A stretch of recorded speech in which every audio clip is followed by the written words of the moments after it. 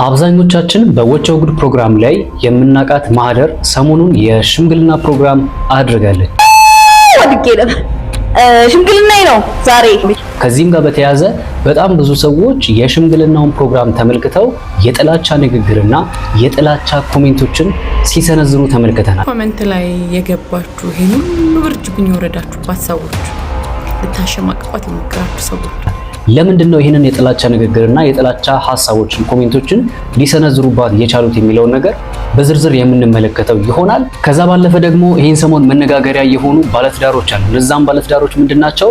ሴትየዋ የ55 ዓመት ሴት ናት፣ ያገባት ደግሞ የ25 ዓመት ወጣት ነውና በእነዚህ ወጣቶች ዙሪያ የተሰነዘሩ ያሉ አንዳንድ ሐሳቦች አሉ። ልጁ ሲታይ ልጅ መውለድ የሚፈልግ አይነት ሰው ነው። ሮዛ ስሚኝ፣ ልጅ መውለድ የሚፈልግ ነው። እንደምናየው ጎረምሳ ነው፣ ልጅ ያስፈልገዋል።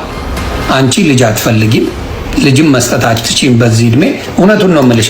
እንደ ወንድማዊ ምክር ስሚ። የቅናት አይደለም፣ ከኔ ጋር ምንም የሚያገናኘን ነገር የለም። ግን ሳየው አንቺ ነሽ ከዛ በላይ የምትንከባከቢው።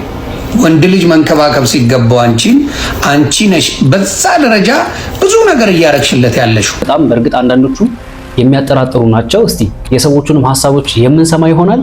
ከዛ ባለፈ ደግሞ ከ22 ዓመት በኋላ የፕሪሚየር ሊጉን ዋንጫ አርሰናል በልቷልና አርሰናል ከ22 ዓመት በኋላ የፕሪሚየር ሊጉን ዋንጫ በመብላቱ ሀገራችን ላይ በተለይም አዲስ አበባ ላይ የተደረጉ ሴሌብሬሽኖች ወይ ደግሞ የደስታ ሁኔታዎችን በእንባ የታጀቡ የደስታ ሁኔታዎችን አብረን የምንመለከት ይሆናል። ሌላውን ሳጽናና አሁን ግን አልቻልኩም። በተጨማሪም እጅግ አስገራሚ የሆነ አንድ ነገር ተመልክተናል። ኢቲቪ የአርቲፊሻል ኢንተለጀንስን ማምጣቱን አሳይቶናል። ሰላም፣ እኔ ንጋት ነኝ። በኢቢሲ ዶት ስትሪም የመጀመሪያው በአርቲፊሻል ኢንተለጀንስ የሚመራ የቪዲዮ አንከር ነኝ። ዛሬ ይዤላችሁ የቀረብኩት ስለ ሀገራችን የወደፊት እጣ ፈንታ የሚወሰንበትን ታላቅ ሚስጥር ነው። ዜና ያነበበች እንዲሁም ደግሞ ገለጻ ያደረገች ሰው በሚመስል ምንም ልዩነት ከሰው በምንም አይነት መንገድ በማይለይ መንገድ የድምጿ ንግግርና የምታወጣቸው ቃላቶች ሰው በሚመስል መንገድ አስተዋውቋልና ይሄም ነገር ደግሞ የኢቲቪ ሰራተኞች እንዲሁም ደግሞ ነገም ብሎ የተለያዩ ሚዲያ ላይ የሚሰሩ ሰራተኞችን የነገ የመኖር ህልውናቸው ከዛ ስራ ጋር በተያያዘ የመኖር ህልውናቸውን አያሳጣቸውም ወይ የሚል የሰዎች ሐሳብ ተነስቷል። በዚህም ጉዳይ እንመለከታለን። በተጨማሪም ደግሞ የኑሮ ውድነቱ ሰዎች ከዚህ በኋላ የኑሮ ውድነቱ በዚህ የሚቀጥል ከሆነ አሁን ባለንበት ዘመን የሚቀጥል ከሆነ ሰው በተለይ ኢትዮጵያ ውስጥ በቀን 3 ከመብላት ወደ አንድ ጊዜ ወደ መብላት መሸጋገሩ የማይቀር ነው የሚል ሐሳቦችንም ብዙዎች እየሰነዘሩ ይገኛል። ይህ ቪዲዮ በቀን 3 የምትመገቡ ሰዎችን አይመለከትም። በፈጣሪ ጃካሉ ቀስ ብላችሁ ስክሮል አድርጉልኝ። በጧት ከቤቱ ወጡ ቀን ሙሉ ስራ ሲሰራ ከሚውለው ማህበረሰብ በላይ የህግ ታራሚዎች፣ እስረኞች በቀን 3 ይመገባሉ፣ ይበላሉ። መንግስት የመንግስት ታራሚዎች ናቸው፣ ዜጎች ናቸው ሁሉ በቀን 3 ያበላቸዋል። ሌላው ማህበረሰብ መንግስት በእውቀቱ በጉልበቱ ቀን ሙሉ እያገለገለ ሲሰራ የሚውለው ሰራተኛ ግን በቀን 3 መብላት ዳገት ሆኖበታል፣ ብርቅ ሆኖበታል ማለት በኑሮ ውድነት የተነሳ። እነዚህንና የመሳሰሉ አዝናኝ ነገሮችንም በዛሬ ቪዲዮ የምንመለከት ይሆናል። አብሬያችሁ ከእናንተ ጋር የምቆየው ፍሬዘር ነኝ። እስከ ቪዲዮ መጨረሻ ከኛ ጋር ቆዩ። እንግዲህ ወደ መጀመሪያው ሐሳባችን ስንመጣ አብዛኞቻችሁ መግቢያ ላይ እንደተናገርኩት ማህደርን ማታቋት ያላችሁ አይመስለኝም። አብዛኞቻችን በወቸው ጉድ ፖድካስት ላይ በጣም አዝናኝ ከሚባሉ እንዲሁም ደግሞ አልጋጭ አላማጭ እንዲሁም ደግሞ ፈታ ከሚያደርጉ ሆስቶች መካከል ወይ ደግሞ ኢንተርቪው ከሚያደርጉ ሰዎች መካከል አንዷ ናት። እንዲሁም ደግሞ በተለያዩ ፕሮግራሞችም እናቃታለን። እቺ እህታችን ሰሞኑን ከቀለበትም አልፋ ሽምግልና ላይ ደርሳለች። በሚቀጥለው ደግሞ ለሰርጓም እንደሚያበቃ አንጠራጠርም። ምክንያቱም የሰው ደስታ የኛም ደስታ ስለሚሆን ማለት ነው። ከዚህ ጋር በተያያዘ ግን ማህደር ሽምግልና ፕሮግራሟን እንዲሁም ከቀለበት ፕሮግራም ጀምሮ እስከ ሽምግልና ከዛ ደግሞ ያለችበትን አጠቃላይ ሁኔታ በሶሻል ሚዲያ ላይ በመልቀቋ በጣም ብዙ ሰዎች ሄት ስፒቾች፣ የጥላቻ ንግግርና የጥላቻ ኮሜንቶችን ሲሰነዝሩባት ተመልክተናል። ለምንድን ነው ይሄን ነገር እየሰነዘሩባት የሚገኘው የሚለውን አብረን የምንከታተል ነው የሚሆነው። መጀመሪያ ግን የሽምግልናውን ፕሮግራም ላሳያችሁ፣ አብራችሁ ይቆዩ። ሽምግልና ነገ ነው። ስለዚህ ቢዚ ቀን ያለን አሁን ሄጄ ልብሴን ፒክ አደርጋለሁ፣ ቼክ አድርጌ ከዛ በኋላ ጸጉራችንን እንሰራለን። ሲስተሬም መታለች፣ እሷንም ጸጉሯን እናሰራታለን። ከዛ በኋላ ፓክ አድርጌ ወደ ቤተሰቦቼ ቤት ነው የምሄደው ማለት ነው። በሰላም ያልፋ። ብሎግ በብሎግ ነው ማረጋችሁ፣ አጨናንቃችኋለሁ። እንግዲህ ካሁኑ ቻሉት። ኤኒዌይስ ሽምግልና ብሎግ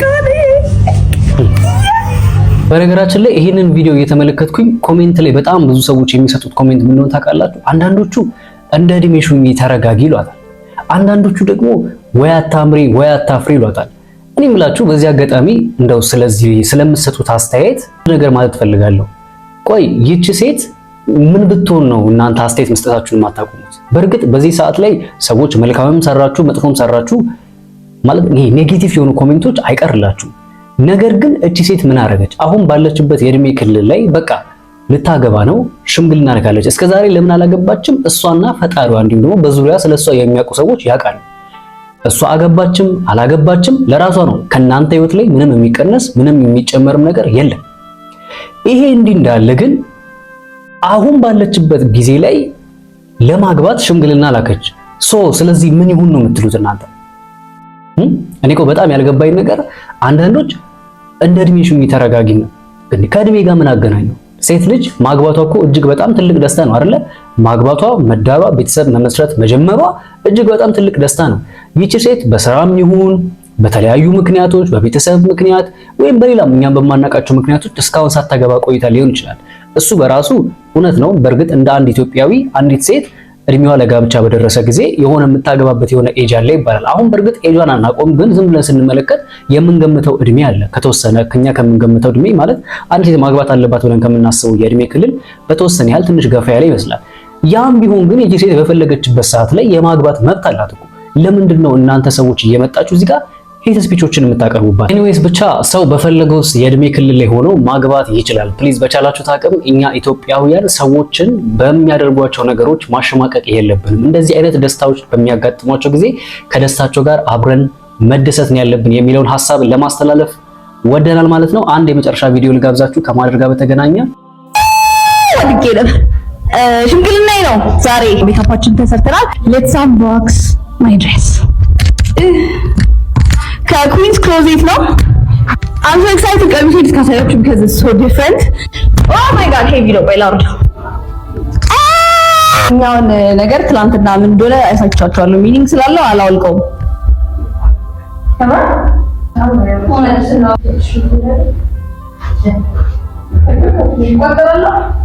እንደዚህ ዝቅ ሲደረግ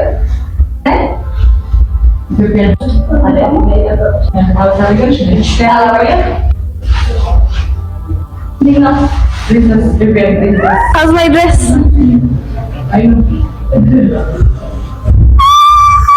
እሺ አሁን ደግሞ የሲስተር ሪአክሽን ናል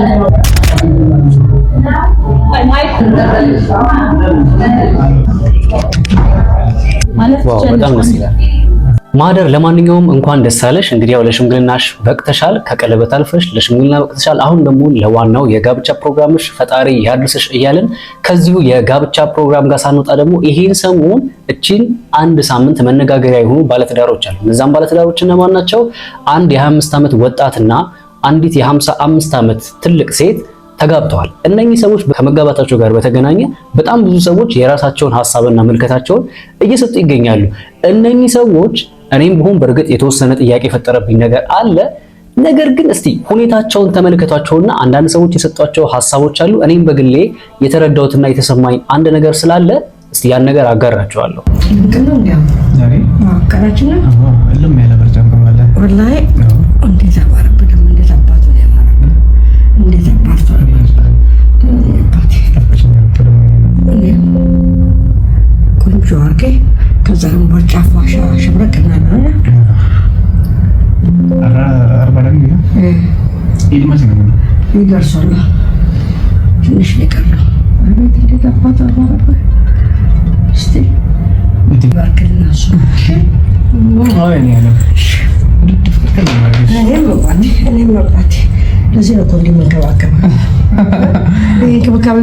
እንግዲህ ያው እንደምትመለከቱት በጣም የተንከባከበችው ነው የምትገኘው። በጣም ነው ትኩረት እያደረገችለት የምትገኘው።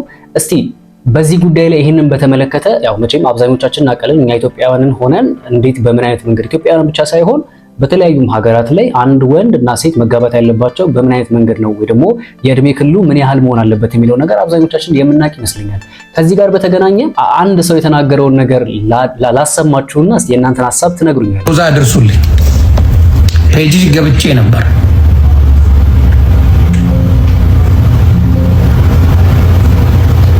ውስጤ ደስተኛ ይሆናል። ኢትዮጵያ ለኢትዮጵያ ሆኖ ይሄን ነገር ወዶሽ ቢሆን እኔ ደስተኛ ነኝ። ልጁ ሲታይ ልጅ መውለድ የሚፈልግ አይነት ሰው ነው። ሮዛ ስሚኝ፣ ልጁ ልጅ መውለድ የሚፈልግ ነው። እንደምናየው ጎረምሳ ነው፣ ልጅ ያስፈልገዋል። አንቺ ልጅ አትፈልጊም፣ ልጅም መስጠት አትችይም በዚህ እድሜ። እውነቱን ነው የምልሽ፣ እንደ ወንድማዊ ምክር ስሚ። የቅናት አይደለም፣ ከኔ ጋር ምንም የሚያገናኘን ነገር የለም። ግን ሳየው አንቺ ነሽ ከዛ በላይ የምትንከባከቢው። ወንድ ልጅ መንከባከብ ሲገባው አንቺ ነሽ በዛ ደረጃ ብዙ ነገር እያረግሽለት ያለሽው። መጨረሻሽ እግዚአብሔር ይሁን። እኔ እንደማየው ግን በጣም ይሄ ነገር ወደፊት ጥያቄ ምልክት ውስጥ ነው።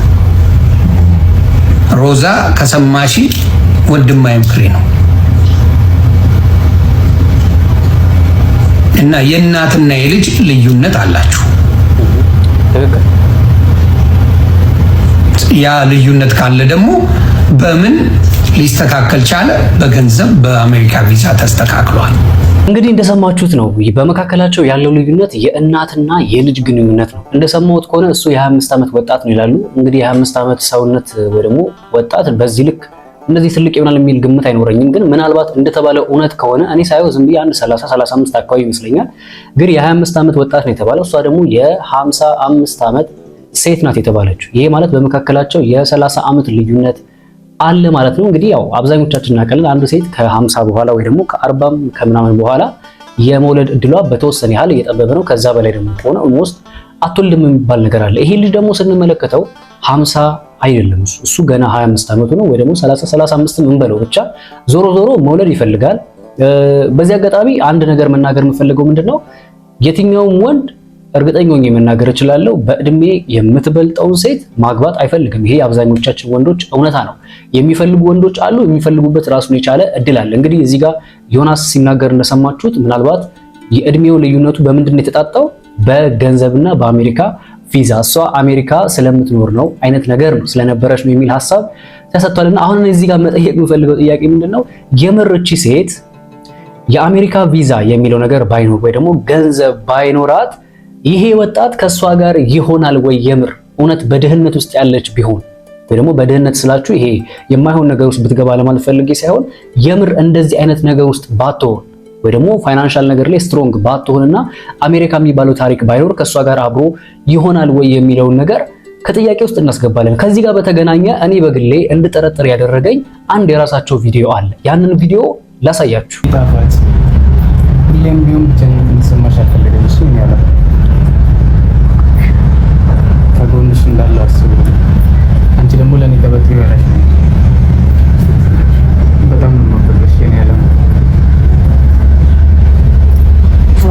እንግዲህ እንደሰማችሁት ነው። ይሄ ንግግር ኮምፕሊትሊ ፌክ እንደሆነ ያስታውቃል። ለምን እንደዛ አላችሁ ካላችሁኝ፣ አንድ ወንድ ይሄ እንዴት ነው ለጆሮዋ እንዲመጥናት ወይ ደግሞ ለጆሮዋ እንዲሰማት በሚል ተነስቶ ተናገረ እንጂ ከልብ የመነጨ ነገር እንዳልሆነ ያስታውቃል።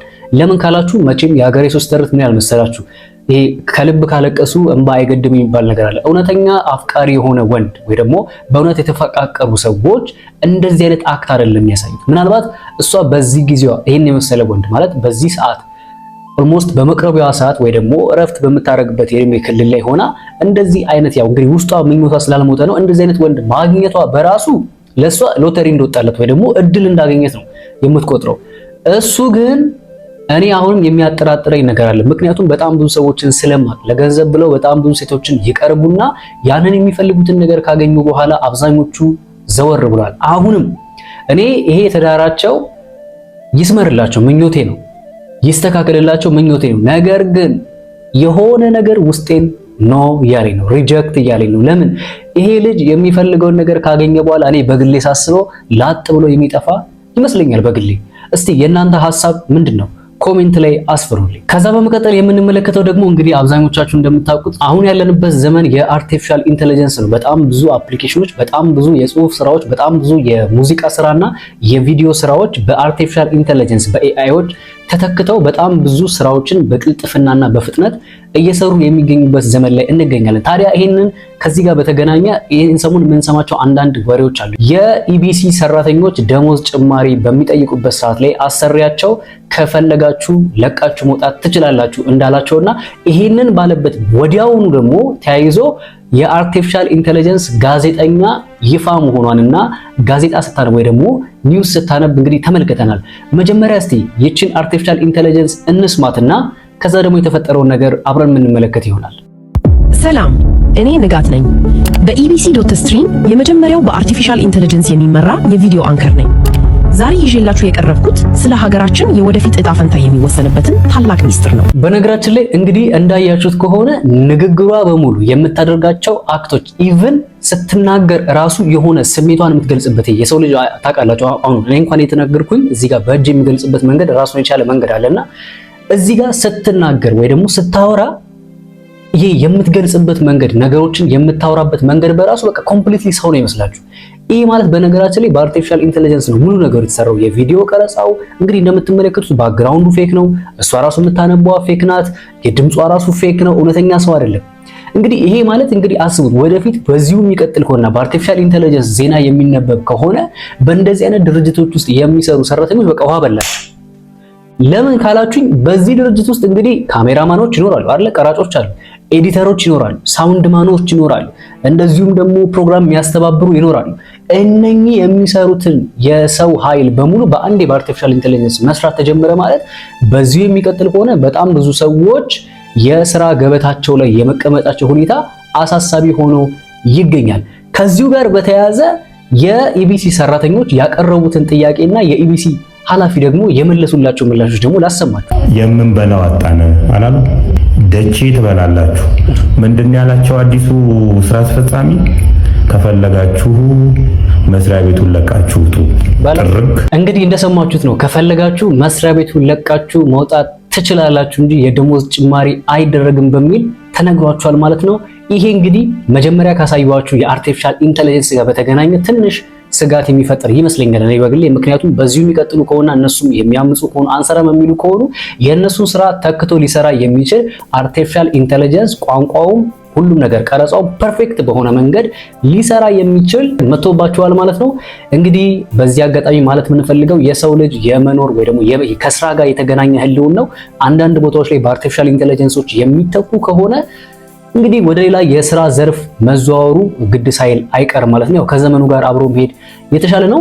ከዚህ የኑሮ ውድነት ጋር ሳንወጣ ደግሞ በጣም ብዙ ሰዎች መግቢያ ላይ እንደተናገርኳችሁ የኑሮ ውድነቱ ከአቅማችን በላይ ሆኖብናል። እንዴት አድርገን ነው በ4000 እና በ10000 ብር ደሞዝ አሁን ባለንበት በዚህ ዘመን ላይ እንዴት አድርገን ነው የምንኖረው?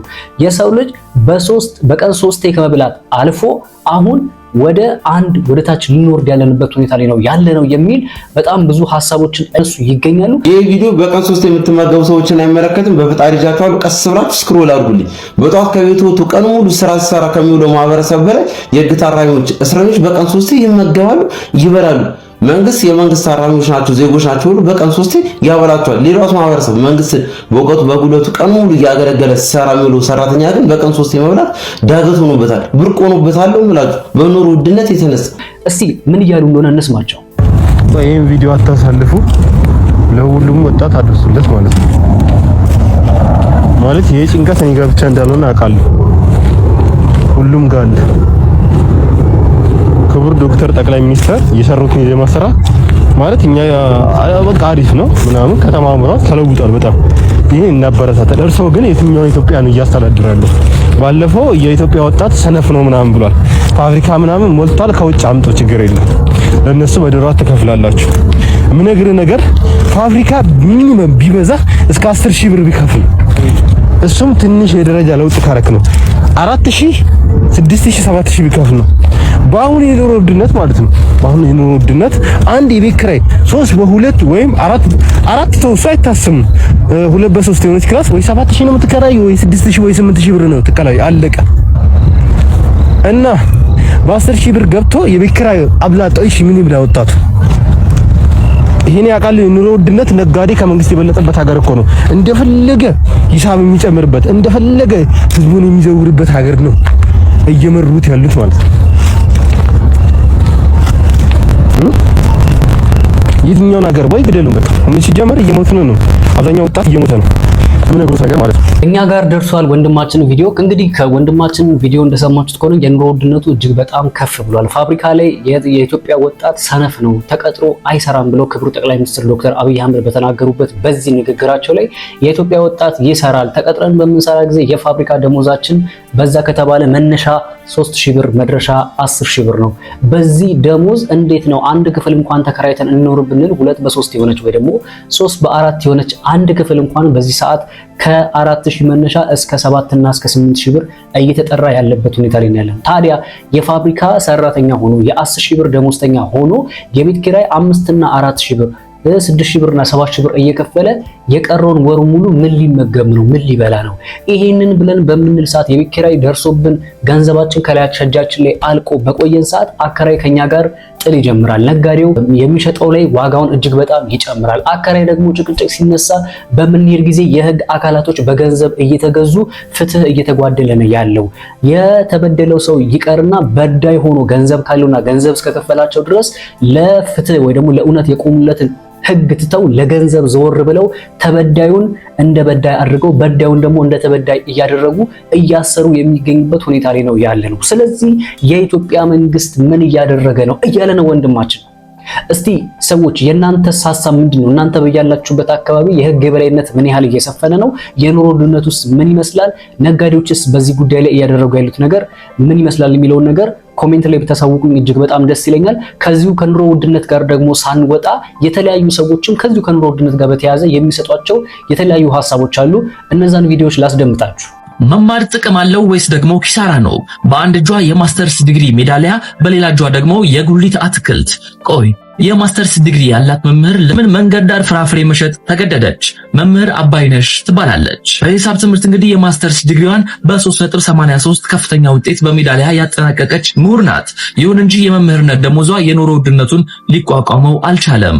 የልጆች እናት የሆነችው እንግዲህ አባይነሽ ልጆቿን በተሻለ ሁኔታ ለማሳደግ ስትል ያለምንም መሸማቀቅ መንገድ ላይ ሙዝ እና ብርቱካን መሸጥ ጀምራለች። እኔ የምለው መምህርት አባይነሽ ለስራ ያላትን ክብር፣ ለልጆቿ የከፈለችው መስዋዕትነት ትልቅ ትምህርት ነው። በዚች ብርቱ ኢትዮጵያዊ እናት ላይ ምን ትላላችሁ? ኮሜንት ላይ ሀሳባችሁን አጋሩኝ። እኔ ውቅያኖስ ነበርኩ። ይመቻችሁ። እንግዲህ እንደሰማችሁት ነው። አንዲት የተማረች የማስተርስ ዲግሪ ያላት ሴት በኑሮ ውድነቱ ምክንያት መምህር ሆና በምትሰራበት ሙያ ላይ የሚከፈላት ደሞዝ አሁን ካለው የኑሮ ውድነት ጋር ካለመጣጣም የተነሳ ስንት ዓመት የተለፋበት የማስተርስ ዲግሪ ትታ ወርዳ የጉሊት ወይ ደግሞ የፍራፍሬ ሽያጭ ውስጥ ገብታለች። በእርግጥ ያው የፍራፍሬውም ስራ የማይናቅ ነው። እጅግ በጣም አትራፊ ከሚባሉ የስራ መስኮች መካከል አንዱ ነው። ነገር ግን እሷ ካለችበት ስታተስ አንጻርና ከከፈለችው ዋጋ ተነስተን አሁን ያለችበትን ነገር ስንመለከተው እንዲሁም የሚከፈላትንም ደሞዝ ስንመለከት የኑሮ ውድነቱ እጅግ በጣም ከሚባለው በላይ አይሏል ማለት ነው። እንግዲህ እውነቱን እንነጋገር ከተባለ አሁን ላይ የኢትዮጵያ የገንዘብ ዋጋ የኑሮ ነገሮችን የመግዛት አቅሙና የማድረግ አቅሙ አሁን ካለው የኑሮ ውድነት ጋር አይገናኝም። ለምሳሌ አንድ የ20 ሺህ ብር ደሞዝተኛ በፊት ላይ የዛሬ 5 እና 6 ዓመት በፊት ወይ ደግሞ 4 ዓመት በፊት 20 ሺህ ብር አለው ማለት እርግጠኛ ነኝ እነግራችኋለሁ። የቤት ኪራይ 1 ሺህ ብርና 2 ሺህ ብር ከፍሎ የሚኖርበት ጊዜ ነበር።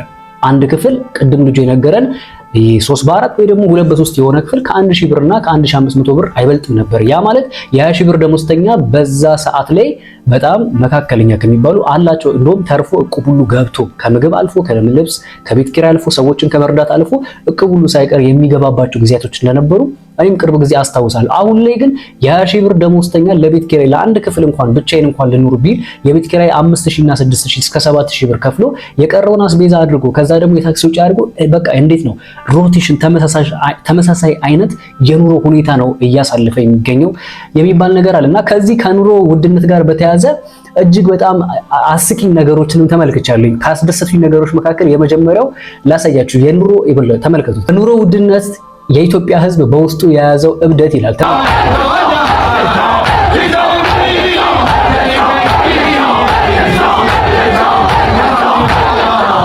ይሄ ብቻ አይደለም ያሳቀኝ፣ እጅግ በጣም ያሳቀኝና የገረመኝ አንዱ ቪዲዮ ደግሞ ይሄ ላሰማችሁ፣ ስሙት እስቲ። ትዕግስት ይሄው 2.5 ሚሊዮን ብር ለቁርስ 2 ዳቦ ስጪ።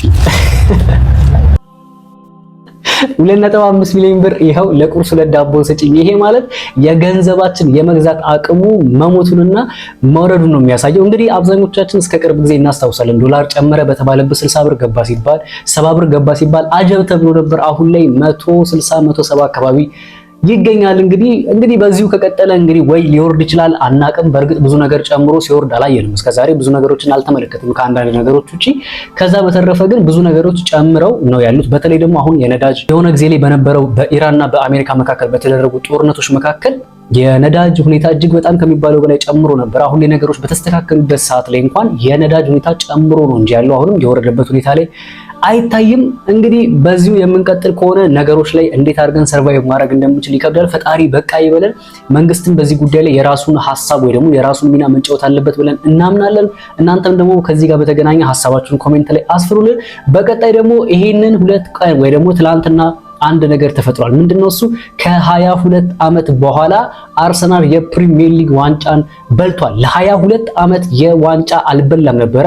የአርሰናል ደጋፊዎችም ደግሞ ታውቃላችሁ ለ22 ዓመት ታማኝ ሆኖ ቆይተው በስተመጨረሻ ይህንን ዋንጫ በማግኘታቸው ከተማው ሲበጠበጥ ሲረበሽ ነበርና እስቲ በየቦታው ያሉ የደስታ ስሜቶቻቸው ምን ይመስላሉ የሚለውን ደግሞ ላስመልክታችሁ። እጅግ በጣም የሚያዝናኑና የሚያስቁ እንዲሁም ደግሞ ልብን የሚነኩ ነገሮችን ተመልክቻለሁ። ወደ ቪዲዮ አለፈልን።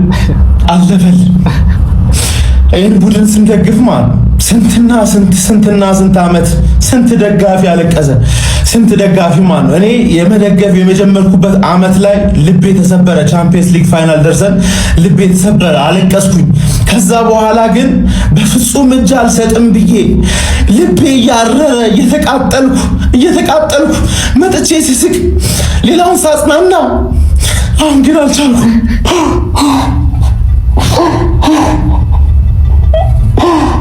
በቃ ሌላ ፊት በፍጹም አለቅሳለሁ ያው አስቤ አላቅም። ግን የዚህ ክለብ ፍቅር በጣም አስለቀሰ፣ ብዙ ሰው አስለቀሰ። እኔ ሲሳካልን ነው ማለቅሰው፣ ሲሳካልን ቀጥታ መስቀል አደባባይ ነው የምሄደው። መስቀል አደባባይ እንገናኝ። መድፈኛው ይገባሃል፣ ለፍተሃል፣ ይገባሃል፣ እንኳን ደስ አለ። እስቲ መስቀል አደባባይ ጋር ሄደው ምን አደረጉ የሚለውን ነገር ደግሞ ላሳያችሁ። ደስታ ምን አለ? ካሁን በኋላ አስተዳደርህ እኔ ነኝ። አስተዳደርላችሁ ምን ተሰማ? ደም ነው የተጠበቅነው፣ የደም ጠብታ ነው። ይሄ በቀላሉ የሚመጣ አይደለም። በጣም ደስ ብሎናል። አርሰናል ምን ይላል? አርሰናል ይችላል።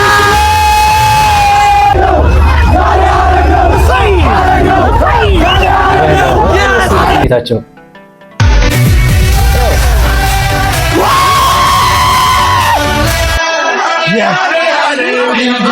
Damn shit, Jesus motherfucking Christ.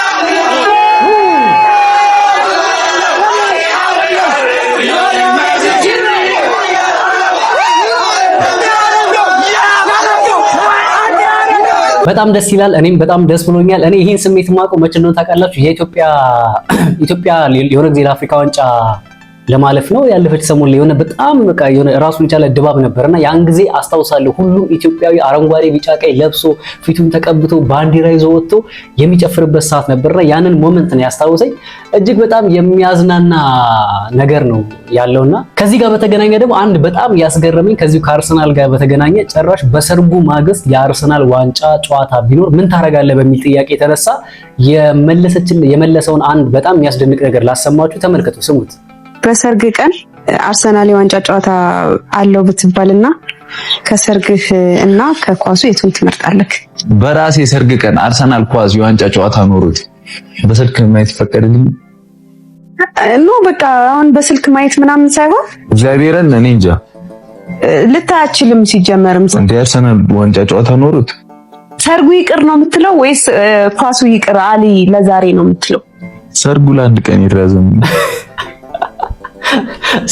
ሰርጉ ለአንድ ቀን ይራዘምልኝ እንጂ የፈለገ ቢሆን የአርሰናልን የዋንጫ ጨዋታ አለማየት አልችልም ብሏል። ከዚህ ጋር በተገናኘ ሰይፉ አንድ ነገር የተናገረውን ነገር ላሰማችሁና የዛሬ ቪዲዮአችንን እንጨርሳለን ማለት ነው። እስቲ ስሙን። ልጅቷ ለአባቷ ቦይፍሬንዷን ልታስተዋውቅ ሄዳ አዩት።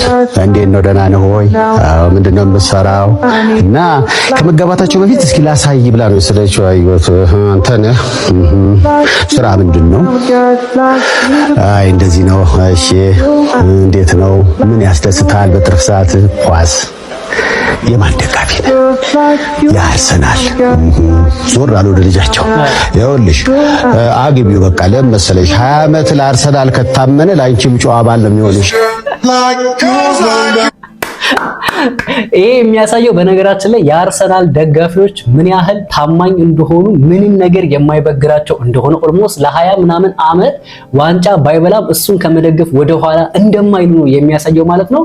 በዚህ አጋጣሚ ለአርሰናል ደጋፊዎች እንኳን ደስ አላችሁ። አርሰናል ከ22 ዓመት በኋላ የቻምፒየንስ ሊግ የፕሪሚየር ሊግን ዋንጫ አንስቷል ማለት ነው። እንግዲህ እጅግ በጣም ደስ ብሎናል። እንግዲህ የዛሬ ቪዲዮአችን ይሄንን ይመስላል። ሐሳብ አስተያየት ኮሜንቶቻችሁን በዚሁ አስቀምጡልን። አዳዲስ ከሆናችሁ ደግሞ ቤቱ አዲስ ስለሆነ ቻናሉን ሰብስክራይብ እያደረጋችሁ ቪዲዮ ከተመቻችሁ ላይክ ማድረጋችሁን አትርሱ።